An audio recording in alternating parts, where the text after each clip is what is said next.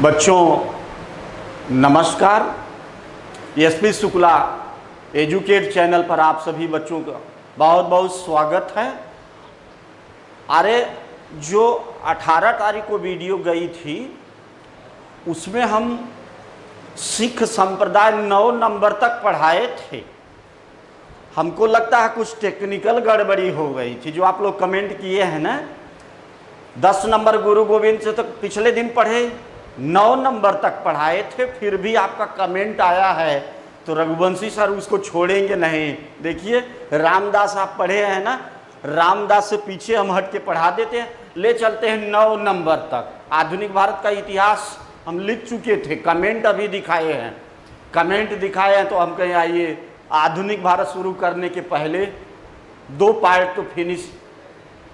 आइए रामदास के बारे में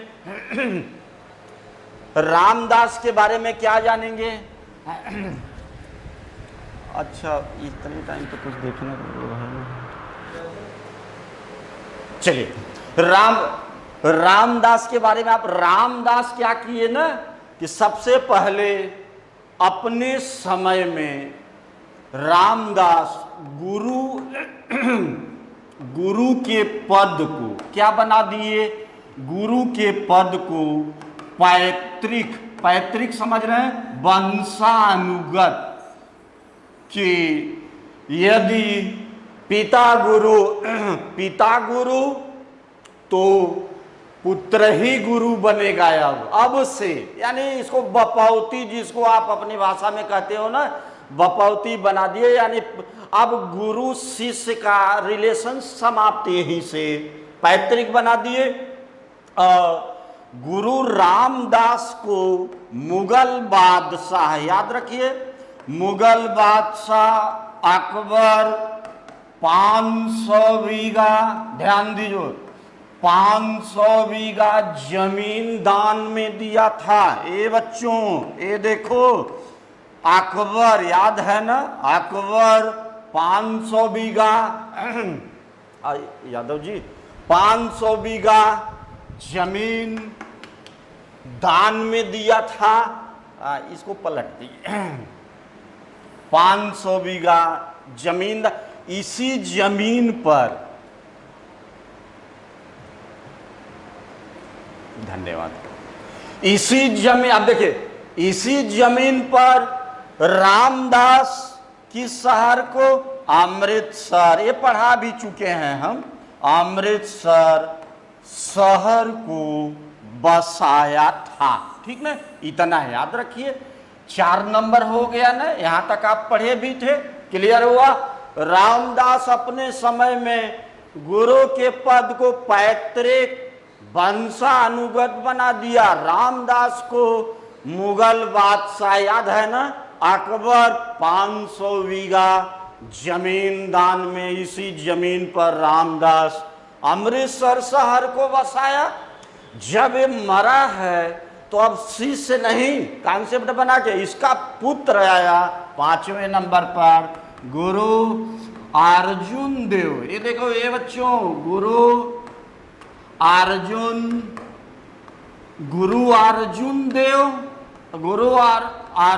देव, ये देख रहे हैं, अर्जुन देव इसका पुत्र था। अर्जुन देव विभिन्न गुरुओं के उपदेशों को, याद रखो बच्चों, विभिन्न गुरुओं के उपदेशों को अपनी भाषा में कहो तो बटोरा, संकलित किया। संकलित करके एक बड़ा प्रसिद्ध ग्रंथ लिखा। ग्रंथ का नाम था आदि ग्रंथ। इसी को एक और नाम दे सकते हो आप, गुरु ग्रंथ साहिब, गुरु ग्रंथ साहिब अथवा आदि ग्रंथ की रचना 5वां गुरु अर्जुन देव। याद रखिए, अर्जुन देव गोल्डन टेम्पल अमृतसर शहर को तो पिता बसाया, किंतु अमृतसर शहर में स्वर्ण मंदिर, जिसको आप कहते हो स्वर्ण मंदिर का निर्माण, स्वर्ण मंदिर का निर्माण गुरु अर्जुन देव को फांसी दिलवाया। कौन पढ़ा के आए हैं ना, 1606। समय नहीं बताए थे जान के वहां। 1606 में सम्राट जहांगीर, याद होगा ना, पढ़ा दिए थे जहांगीर में। सम्राट जहांगीर का जब अपने पुत्र खुसरो से विद्रोह हुआ, खुसरो अर्जुन देव के पास आर्थिक सहायता आशीर्वाद सम्राट मांगने गया था। सम्राट जहांगीर नाराज होकर 1606 में अर्जुन देव को क्या दिलवा दिया था? ए बच्चों देखो, सन्नाटा सब जा रहा है, फांसी दिलवा। देखो इधर ध्यान दो, कितना शानदार आपको लेके चल रहे हैं। फांसी दिलवा दिया, आगे बढ़ा, एक क्लियर हो गया है। ए बच्चों इधर देखो, इतना हमें एक बार आपका फिर रिवीजन कि अर्जुन देव के विभिन्न गुरुओं, तमाम गुरुओं के उपदेशों को संकलित करके आदि ग्रंथ गुरु ग्रंथ साहिब की रचना, और अमृतसर में स्वर्ण मंदिर का निर्माण 1606 में जब सम्राट जहांगीर नाराज होकर फांसी दिलवा दिया। 5 नंबर तक ना, हम लोगों को कहा 9 नंबर तक पहुंचना है। 10 तो आप पढ़ चुके हैं। 6 नंबर पर गुरु हरगोविंद, आगे बढ़ाओ बच्चों। गुरु हरगोविंद, गुरु हरगोविंद, ये गुरु हरगोविंद के बारे में क्या कह लिया जाए कि 6वें नंबर गुरु हरगोविंद राज दरबार में नगाड़ा बजाने की प्रथा आरंभ किया था। ये बच्चों नोट कर लो, राज दरबार में नगाड़ा बजाने की प्रथा। नगाड़ा क्या है? जैसे नवरात्रि में देखिए, दुर्गा पंडाल में शाम को जब आरती होती है तो वहां नगाड़ा बजता है। ये नगाड़ा बजाने की प्रथा यही आरंभ किया था। इसके बाद देखिए क्या हो रहा, शाहजहां से, अब जहांगीर तो मुगलों से, जहांगीर तो गुरुओं से लड़ गया, अब शाहजहां का नंबर आ गया। इसका संघर्ष देखिए, हरगोविंद का संघर्ष मुगल सम्राट शाहजहां से हुआ था। शाहजहां से संघर्ष होने के कारण क्या किया, ये भी गुरु अलर्ट हो गया, एक संस्था स्थापित किया, अकाल तख्त आया हुआ है। बच्चों देखो, संस्था का नाम था अकाल तख्त। अकाल तख्त की स्थापना करके क्या किया जानते हैं? यहीं से झल्लाया हुआ है, इसी से अकाल तख्त की स्थापना करके सिखों को सैनिक बनाने का प्रयास किया था। सैनिक बनाने का प्रयास किया था, यानी क्या समझ सकते हैं? ये सैनिक के इसका कहना था कि सिखों कम से कम इतना प्रशिक्षण जानो, आप समझो कि अपनी सुरक्षा कर सको, क्योंकि मुगल परेशान कर रहे हैं। देख रहे हैं, सिखों को जिसको सैनिक प्रशिक्षण लेना है, सैनिक बनना है, वो आ जाए कहां? अकाल तख्त में रजिस्ट्रेशन कराओ, सैनिक बनाओ, अपनी सुरक्षा करो। अब तो क्लियर हो गया होगा कि क्या है ये सैनिक। ये बच्चों इधर और आगे बढ़ाते हैं। सैनिक बनाने का प्रयास किया था गुरु हरगोविंद, और लास्ट में शाहजहां के भय से काश्मीर चला गया। ये गुरु काश्मीर, इसका यही क्वेश्चन आया है, अकाल तख्त बड़ी बड़ी पड़ी, और काश्मीर में ही हरगोविंद की क्या हो गई थी? मृत्यु हो गई थी। ठीक ना, क्लियर हो गया? ए बच्चों इधर देखो, इतना सतर्क रहिए, या क्लियर रखिए इतना कि हरगोविंद राज दरबार में नगाड़ा बजाने की प्रथा आरंभ किया। शाहजहां से संघर्ष होने के कारण अकाल तख्त की स्थापना करके सिखों को सैनिक बनाने का प्रयास किया था, किंतु काश्मीर, शाहजहां के भय से काश्मीर चला गया, और अंत में काश्मीर में ही हरगोविंद की मृत्यु हो गई थी। अब देखोगे आपने, ये जो देख रहे हैं कितने, 7 नंबर, 7 और 8 में प्रश्न नहीं बना, फिर भी आप थोड़ा बहुत कुछ नोट।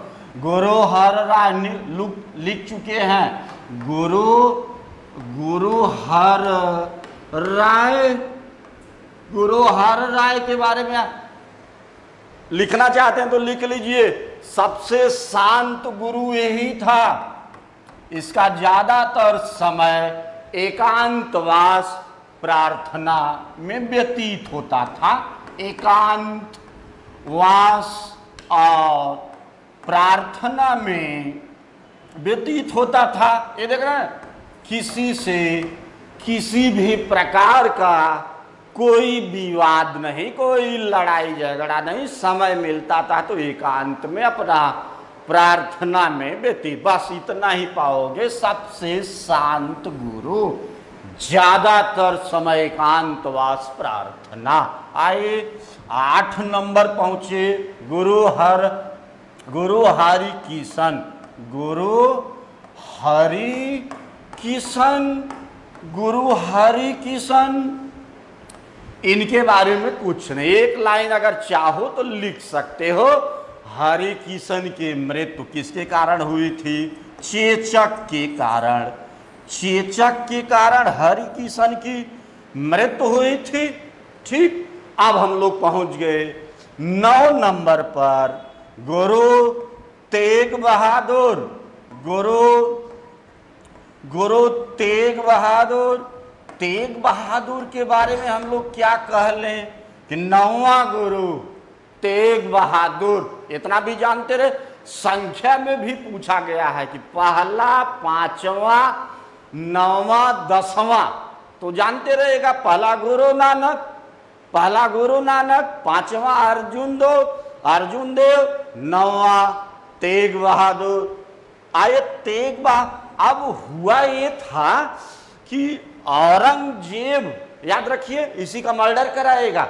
औरंगजेब जो अपना राज्य शासन चलाया था ना, वह इस्लाम धर्म के अनुसार, पीछे बता के आए हैं ना, फिरोज शाह 3 थे कट्टर इस्लाम, फिरोज शाह तुगलक, सिकंदर लोदी और औरंगजेब। ये तीनों राज्य शासन को चलाने में इस्लाम धर्म का सहारा लिए थे। नाराज था ये गुरु। नाराज होकर के क्या किया? विरोध करने लगा, प्रचार करने लगा कि औरंगजेब ये गलत कर रहे हो। औरंगजेब नाराज होकर के तेग बहादुर को दिल्ली बुलाया कि तेग बहादुर गुरु को लग गया कि कहीं ऐसा न हो कि मर्डर करा दे। तो क्या किया कि 15 वर्षीय बेटे गुरु गोविंद सिंह को गुरु के गद्दी पर बैठाकर तब दिल्ली गया। देख रहे हैं, जब दिल्ली गया तो औरंगजेब क्या किया? बाध्य किया कि हे तेग बहादुर, इस्लाम धर्म स्वीकार कर लो। तेग बहादुर कहा सम्राट औरंगजेब जिंदा रहते इस्लाम धर्म को नहीं स्वीकार करेंगे। औरंगजेब कहा कि इस गुरु को बंदी बनाकर शारीरिक और मानसिक कष्ट 5 दिन तक दो। देखो कैसे नहीं अपने विचार को बदल देता है। 5 दिनों तक घोर शारीरिक मानसिक कष्ट दिया गया, फिर भी गुरु अपने विचार को नहीं बदला। अंत में 1675 में राजद्रोह का आरोप लगा करके ये देखिए राजद्रोही करार दे दिया गया। राजद्रोह का आरोप लगा करके 9वें गुरु तेग बहादुर का औरंगजेब कत्ल करा दिया था। औरंगजेब कत्ल करा, क्लियर हो गया ना? क्लियर हो गया कि इस औरंगजेब का राज्य शासन इस्लाम धर्म पर आधारित था। इसी का विरोध करने लगा 9वां गुरु तेग बहादुर। औरंगजेब दिल्ली बुलाकर यातना दिया, कष्ट दिया। अंत में 1675 में राजद्रोही करार देकर के मर्डर करा दिया था तेग बहादुर। 15 वर्षीय गुरु गोविंद सिंह पहले से ही गद्दी पर बैठा। गुरु गोविंद झल्लाया हुआ था। अब पहुंचते ही पढ़ाए हैं आप लोगों को, देख रहे हैं, बताया, जोड़ देते हैं वहीं से। झल्लाया हुआ था। गुरु गोविंद सिंह पहुंचते ही गुरु के पद को समाप्त कर दिया 1699 में। जोड़ दिए ना, जो पढ़ चुके हैं। 1699 में खालसा पंथ की स्थापना करके सिखों को सैनिक प्रशिक्षण देने का कार्य किया था। जैसे ये नहीं सैनिक बनाने का कार्य किया तो वैसे सिखों को नाम के साथ सिंह और अपने साथ 5 वस्तुओं को रखने का आदेश दिया था। अंत में 1708 में गुरु गोविंद सिंह के महाराष्ट्र के नांदेड़ में एक अफगानी व्यक्ति मर्डर कर दिया था। उसके बाद बंदा सिंह के बाद जस्सा सिंह के समय में सिख संप्रदाय 12 मिसलों में, उसी में आप देखेंगे 12 भागों में सुकरचकिया मिसल का प्रधान महाराजा रणजीत सिंह की राजधानी लाहौर पढ़ा चुके हैं पिछले वीडियो में। सिख संप्रदाय का अंतिम शासक कब? दलीप सिंह। पढ़ा दिए ना, पढ़ा दिए, बता दिए। अब देखिए आज ही के डेट में हम सब लिख चुके थे, आने के पहले बता दिए थे। आधुनिक भारत हेडिंग पढ़ चुकी थी, किंतु बाद में लोग कमेंट दिखाए हैं कि सर देखिए कुछ छूट छाट टेक्निकल गड़बड़ी से ऐसा हुआ था। हम पढ़ाए थे, हम इतनी बड़ी गलती नहीं कभी करते हैं कि रामदास तक पढ़ाएं और पहुंच जाएं गुरु गोविंद पर। रघुवंशी सर के साथ ऐसा कहाँ हो पाएगा? ऐसा हुआ तो फिर पढ़ा चुके कुल मिला करके, तब तो नहीं।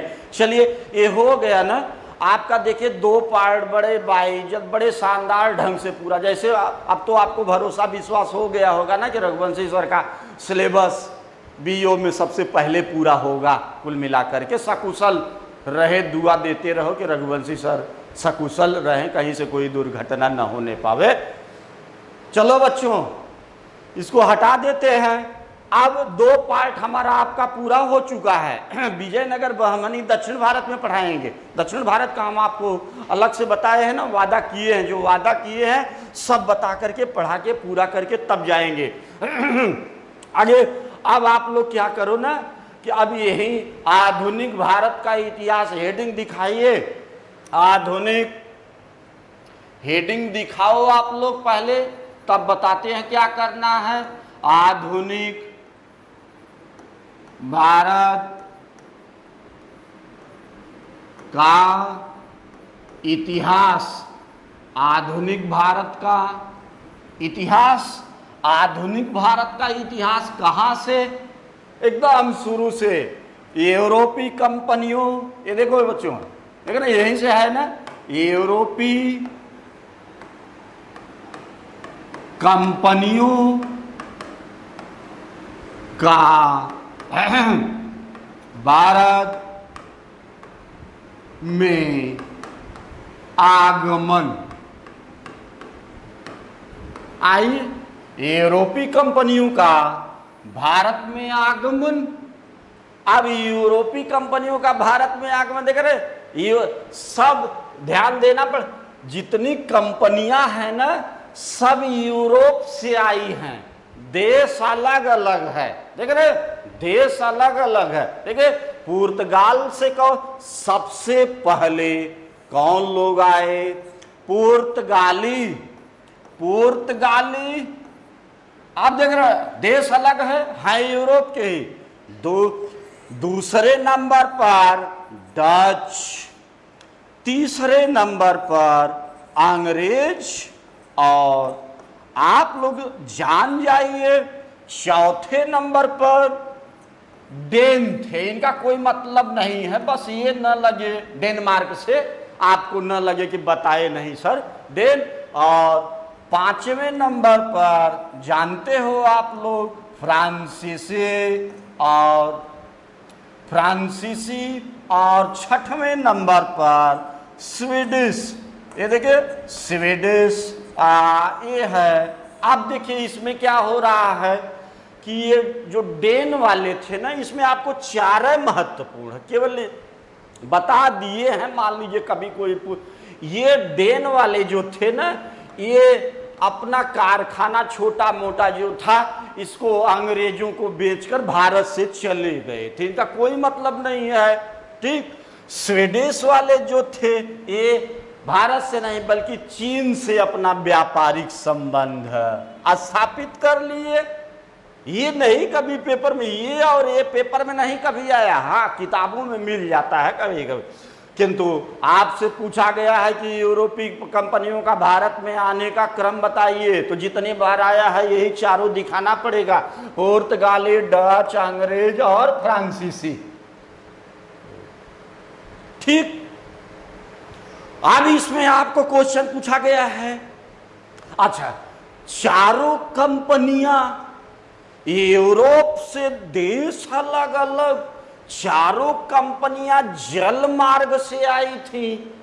याद है? जल मार्ग मतलब ये गुजरात से आपका अरब सागर शुरू हो जाएगा ना, ज्योग्राफी आप पढ़ रहे हैं, सब जल मार्ग से आए थे। एक क्वेश्चन जानिए कि चारों जल मार्ग से आए, चारों का मतलब ये चारों, इन लोगों का तो कोई मतलब था नहीं, कोई मतलब नहीं। ठीक, चारों जल मार्ग से, चारों का एकमात्र उद्देश्य था इंडिया के साथ या पूर्वी देश, किताबों में लिखा है इंडिया के अलावा और बहुत सारे देश, और व्यापार करना, बसना नहीं, व्यापार करना। चारों जल मार्ग से चारों का एकमात्र उद्देश्य व्यापार करना। अब देखिए क्या हो रहा है, चारों यूरोपीय देश अलग अलग। अब आगे क्या हो रहा, आपसे पूछा गया है कि सबसे पहले कौन सी कंपनी आई और सबसे बाद में कौन सी कंपनी गई थी। तो सबसे पहले तो देख रहे हैं पुर्तगाली आए, भाई हिंद महासागर समुद्री व्यापार यही लोग सबसे पहले सबसे पहले आए और सबसे बाद में यही लोग गए थे। ध्यान दीजिए, सबसे बाद में 1961 में, ए बच्चों इधर देखो, 1961 में। अरे भाई पुर्तगाली अभी बताएंगे ना, गोवा को अपनी राजधानी बनाए थे। पहले तो कोचीन को सेंटर बनाए, गोवा को राजधानी। ये गोवा 19 अरे स्वतंत्रता प्राप्ति के बाद, ये बच्चों ध्यान दो इस पर, स्वतंत्रता प्राप्ति के बाद गोवा दमन दीव को पुर्तगालियों से सैनिक कार्यवाही के द्वारा इंडिया गवर्नमेंट इनको खाली कराई, यानी इनको भागाना पड़ा देश से। कितने में? 1961 में। इसके पहले सब जा चुके थे। ये क्लियर हो गया ना, इतना क्लियर हो गया आपको। अब हम लोग ना ये चारों कंपनियों को अलग अलग पढ़ते हैं। अब हमको लगता है कि इसको हटा दें, तब हेडिंग पड़ेगी पुर्तगालियों का भारत में प्रवेश। हेडिंग दिखाओ, इतना तो क्लियर हो गया है। आइए पुर्तगाली, हेडिंग दिखाइए 1 नंबर पर कि पुर्तगालियों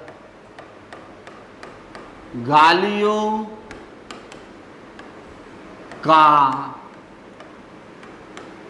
भारत में प्रवेश या आगमन। अब आइए ये यहां, आप सबसे पहले ये देखो ना कि आपसे कभी मान लीजिए पूछा गया कि पुर्तगाली, क्वेश्चन नोट कर लीजिए कि पुर्तगाली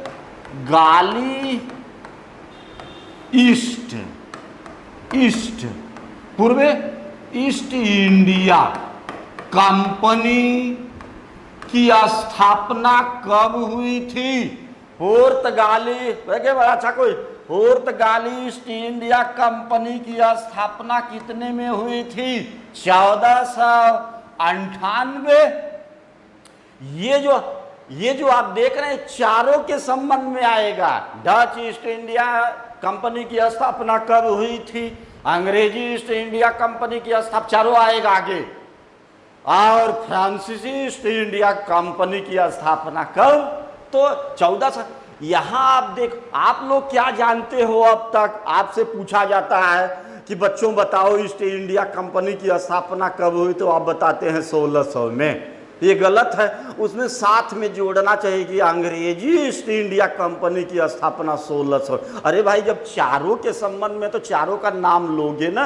अब आप लोगों का पूछना कि इसका मतलब क्या हो रहा है। ईस्ट इंडिया, ईस्ट पूर्वी देशों से, ईस्ट इंडिया कंपनी, ये कंपनी फैक्ट्री नहीं है, कारखाना नहीं है।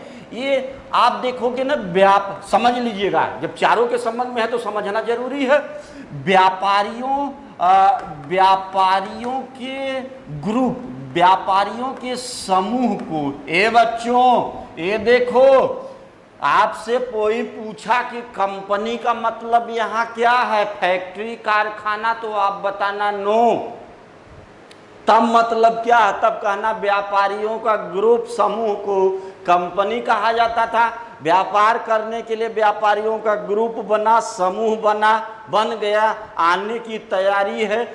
जिस समय, अब देखिए ईस्ट इंडिया कंपनी क्या, जिस समय उस देश की गवर्नमेंट, याद रखिए बच्चों, ध्यान से सुनो, जिस समय उस देश की गवर्नमेंट व्यापारियों के समूह को क्या दी, स्वीकृति, इजाजत, स्वीकृति दी, उसी को क्या मान लिया गया, ईस्ट इंडिया कंपनी की स्थापना।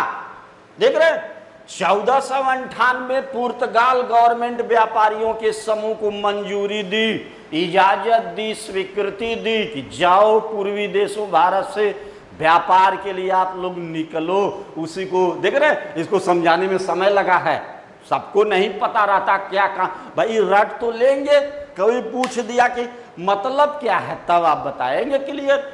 देख रहे, क्लियर हो गया। पुर्तगाल ईस्ट इंडिया कंपनी की स्थापना 1498, आता यही है, किंतु समझना भी तो जरूरी है।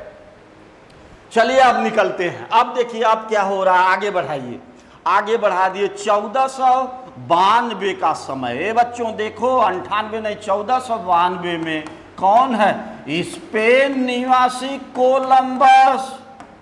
1492 में स्पेन निवासी कोलंबस। अब देखिए, यूरोप से भारत तक, थोड़ा दिमाग लगा, यूरोप से भारत तक के लिए एक नया समुद्री मार्ग ढूंढने के उद्देश्य से निकला। नया समुद्र व्यापार के लिए एक नया समुद्री मार्ग। भाई पुराने मार्ग थे, ऐसा नहीं था कि नहीं, हाँ इतने थे कि बड़ा दुष्कर थे, बड़ा कठिन थे, व्यापारियों का कुहरा छाया रहता था, व्यापारियों का जो काफिला चलता था कुहरा में फंसकर मर जाते थे। ये हुआ कि थोड़ा सरल मार्ग ढूंढा जाए, तब व्यापार करने में मजा आएगी। निकला ये देख रहे हैं, यूरोप से भारत तक नया समुद्र। किंतु कोलंबस, क्या नाम था ये, कोलंबस, ये देखिए कोलंबस इंडिया न पहुंचकर किधर को, अमेरिका की तरफ चला गया। नोट कर लीजिए, अमेरिका की तरफ चला गया। ए बच्चों इधर देखो, अब क्या हो रहा है, अब देखो उसके अधूरे कार्य को कौन पूरा करने जा रहा है, वास्को डी गामा। अब देखो क्या हो रहा है, उद्देश्य वही है। 1498 में पुर्तगाली निवासी, नोट कर लीजिए, 1498 में पुर्तगाली निवासी वास्को डी गामा कहाँ, यूरोप से भारत तक के लिए एक नया समुद्री मार्ग ढूंढने के उद्देश्य से निकला। अफ्रीका का चक्कर करता हुआ, नोट कर लीजिए, अफ्रीका का चक्कर करता हुआ कितने दिन, 90 दिन की समुद्री यात्रा के बाद जलमार्ग से आ रहा, पहुंचा कहां, गुजरात पहुंचा है। इसको हटा देते हैं, 90 दिन, इसी को कंटिन्यू रखिए, 90 दिन की, गुजरात है, 90 दिन की समुद्री यात्रा के बाद वास्को डी गामा यही पहुंचा। समुद्री यात्रा के बाद एक गुजराती साथी मिल गया, क्या नाम था, गुजराती अब्दुल मनीद गुजराती मिल गया। कहा कि चलो मित्र, जहां व्यापार का गढ़ है वहां पहुंचा देते हैं, बंगाल की खाड़ी, हिंद महासागर। नीचे उतरने लगा, देखिए मैप देखिएगा, आया केरल राज्य के, अब देखिए केरल राज्य के कालीकट प्रसिद्ध बंदरगाह था, यहां से व्यापार होता था। बड़ा अच्छा क्वेश्चन, खूब आया है, इसको मत हल्के में लेना है, तो कॉमन।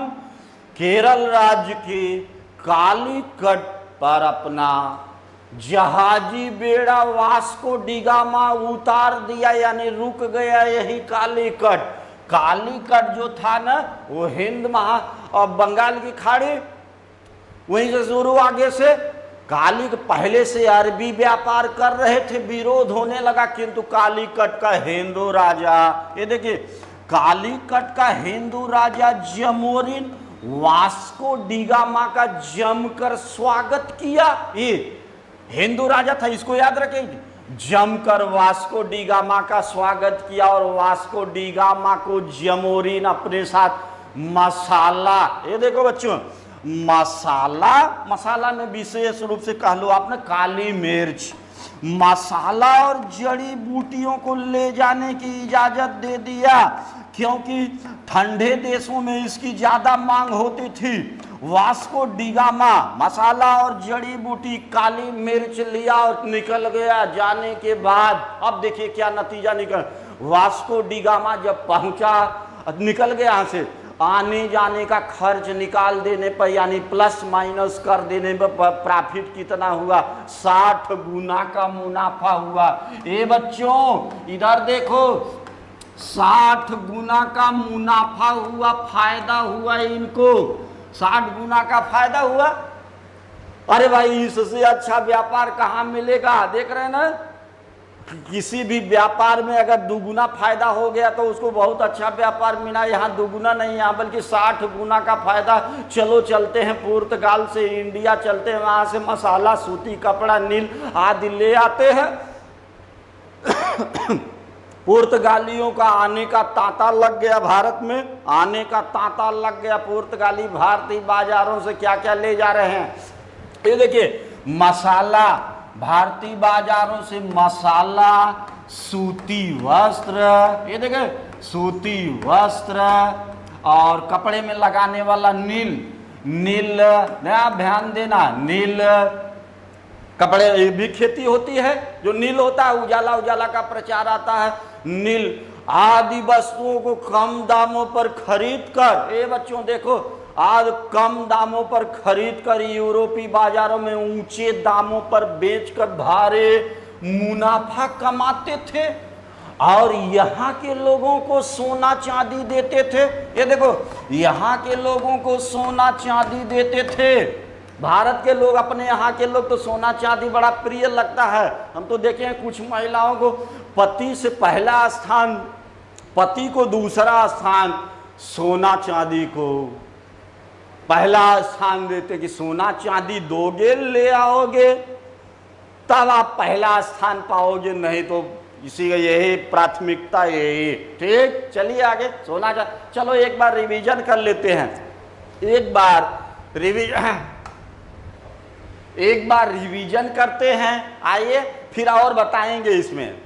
दरवाजा खोल दो, थोड़ा दरवाजा थोड़ा सा हल्का सा, बस, धन्यवाद। देखे, आए ऊपर से 1400, फिर सुना देते हैं, ध्यान से सुन लीजिए।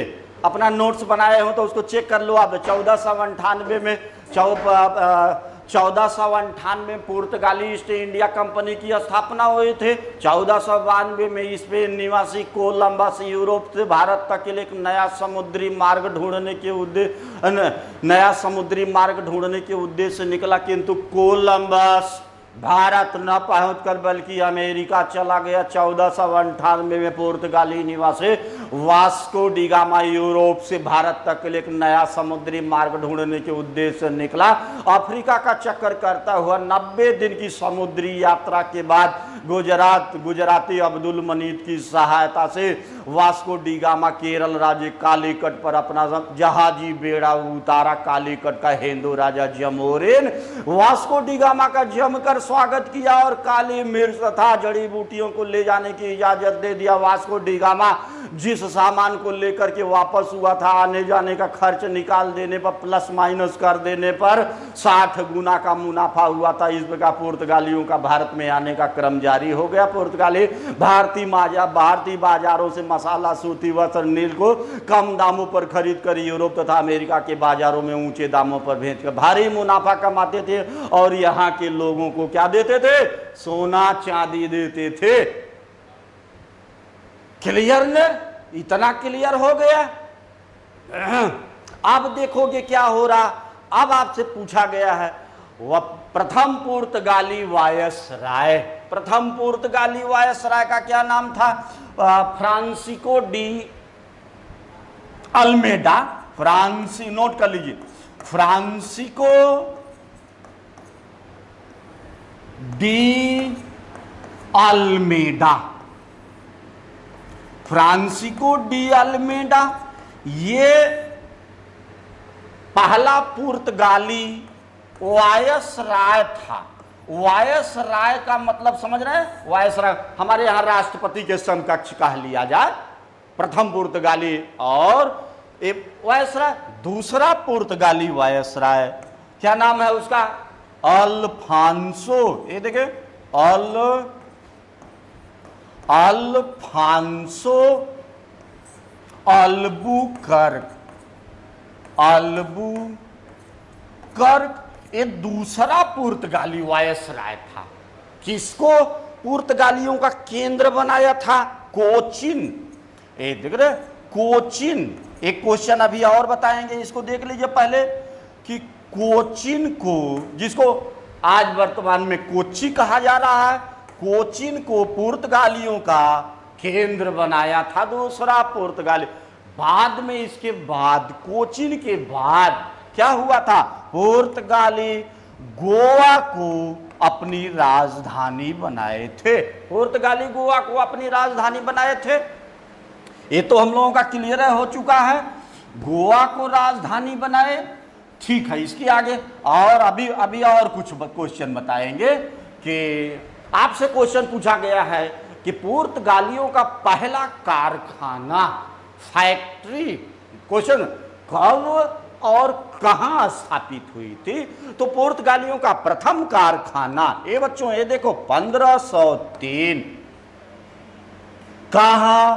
कोच्चि, जिसको कोचिन कहा जा रहा है, पहले कोचिन कहा जा रहा है, वर्तमान में कोच्चि में। यही प्रथम, नोट कर लीजिए, प्रथम, ये देखिए प्रथम कारखाना, प्रथम कारखाना स्थापित हुआ था। इसको याद रखिए। या क्लियर हुआ ना? इतना तो बता दिए थे, गोवा इनकी राजधानी ये लोग बनाए थे, 1961 में गए थे। और एक क्वेश्चन और बताते हैं, तंबाकू, आलू, मक्का। नोट कर लीजिए, कुछ छोड़ नहीं रहे हैं, देख रहे हैं, पीसीएस दे लीजिएगा। तंबाकू, आलू, मक्का। ये इस समय मक्का आ रहा है ना, भुट्टा, ये भारत में पुर्तगालियों की देन है। याद रखिएगा, भारत में पुर्तगालियों की देन है। आगे क्या, इसको हटा देते हैं, इसको हटा, और दो चार क्वेश्चन बता देते हैं। पुर्तगालियों की देन, जहाज निर्माण, नोट कर लो बच्चों, जहाज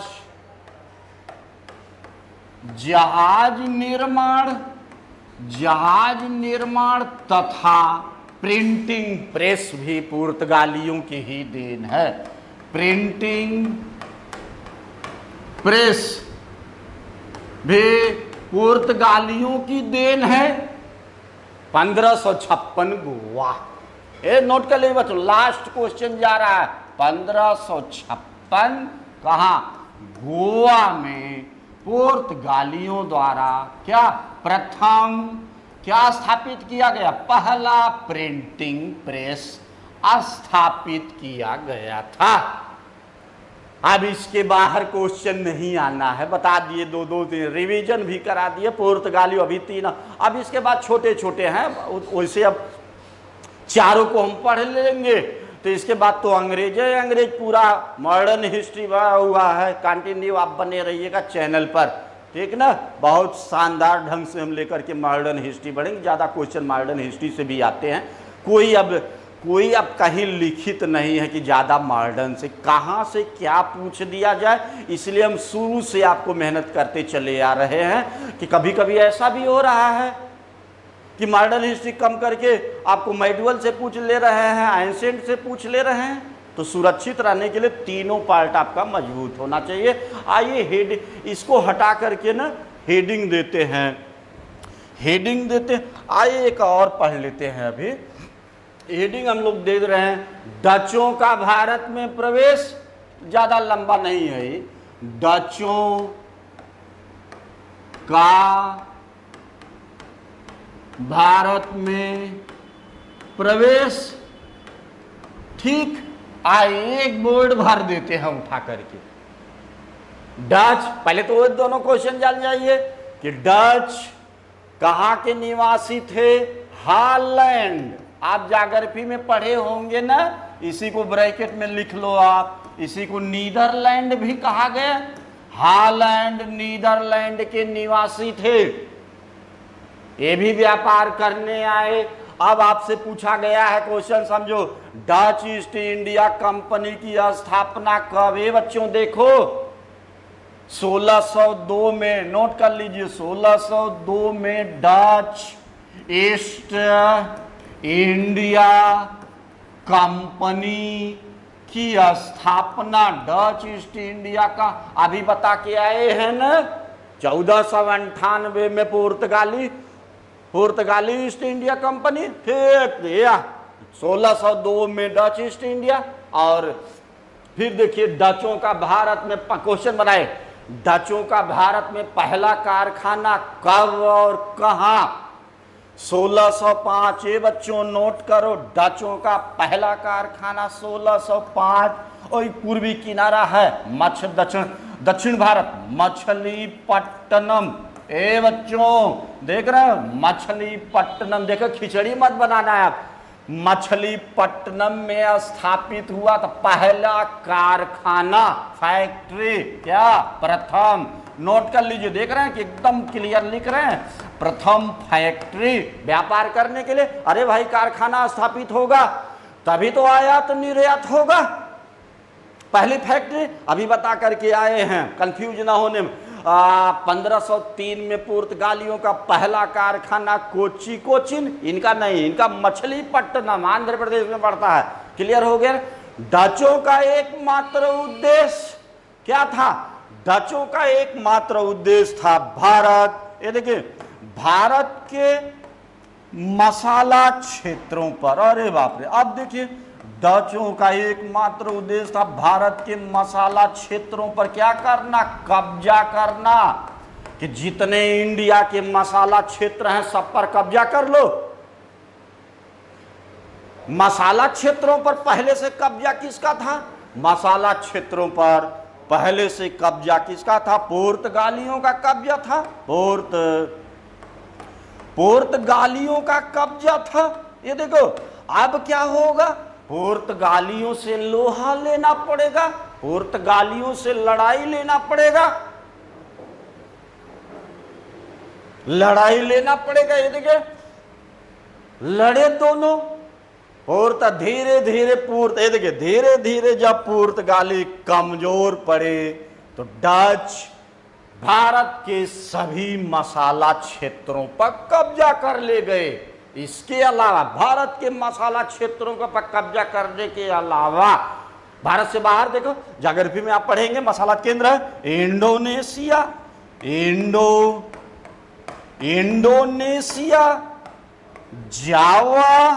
इंडोनेशिया, जावा और सुमात्रा पर भी ये लोग कब्जा कर लिए थे।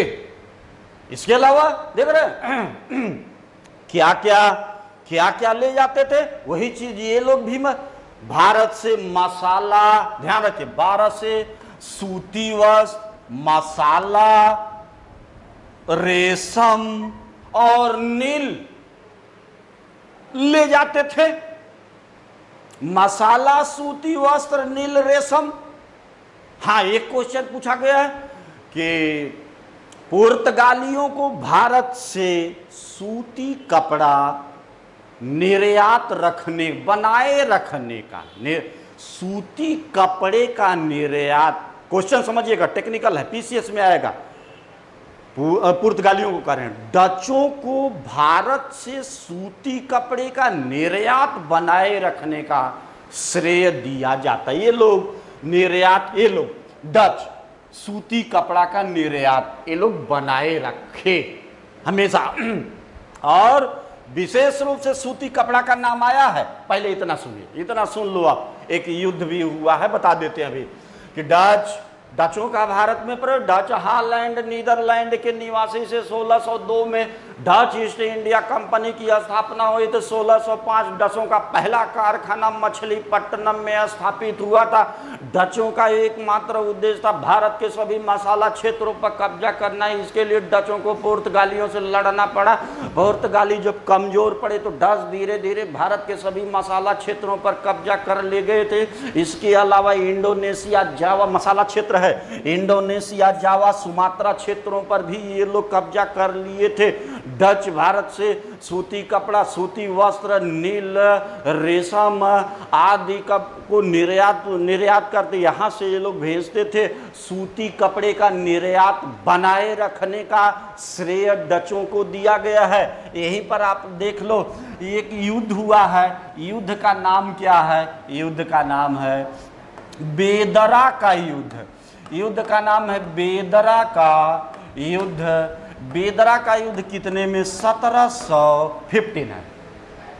किसके बीच? डचों और अंग्रेजों के बीच। ध्यान दीजिए, नोट कर लो कि बेदरा का युद्ध डचों और अंग्रेजों के बीच लड़ा गया था। डच पराजित हो गए। ध्यान दीजिए, डच, यहीं से इनका पतन आरंभ हो गया। यहीं से इनका पतन आरंभ हो गया। बेदरा का ध्यान रखिएगा, हो सकता है ये आ जाए कि बेदरा का युद्ध किसके बीच हो? डचों और अंग्रेजों के बीच हुआ था। कितने में? 1759, 1759 में डच पराजित हो गए थे। यहीं से डचों का पतन आरंभ हो गया था। डचों का पतन आरंभ। अब हमको लगता है कि चलिए अब आपको अगले लेक्चर में हम मिलते हैं। अंग्रेजों का भारत में प्रवेश। ठीक है, जितना पढ़ा रहे हो उतना पढ़ते लिखते रहेगा। कहीं से कोई हैरानी परेशानी हो तो बताना। यार हैरानी परेशानी नहीं होना चाहिए। देख रहे हैं कितना कम समय में आपको हम बहुत सारा मैटर, इसीलिए थोड़ा स्पीड बना के चलते हैं कि मैटर आपको सब मिल जाए। आप सतर्क रहेंगे, अलर्ट रहेंगे तो आपका मॉडर्न हिस्ट्री भी पूरा करने में देर नहीं लगेगी। ठीक है बच्चों, अगले दिन मिलते हैं। नमस्ते, सभी लोगों को धन्यवाद।